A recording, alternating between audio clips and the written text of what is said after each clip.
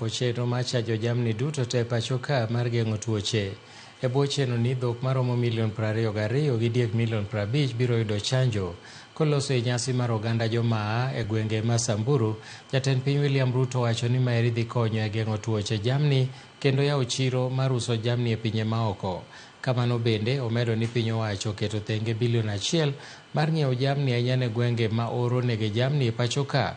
Maeri oting'o ng'iewo diek gi rombe 55,000 mibiro pogne miere moko ma moko. Notene kod Gavana Jonathan Lati Lelit ma Samburu, Patrick Olentutu ma Narok to gi Joseph Olelenku ma Kajiado. Kwa sababu ya mambo ya magonjwa. And that is why as government tumesema in January and we are going to work with county governments.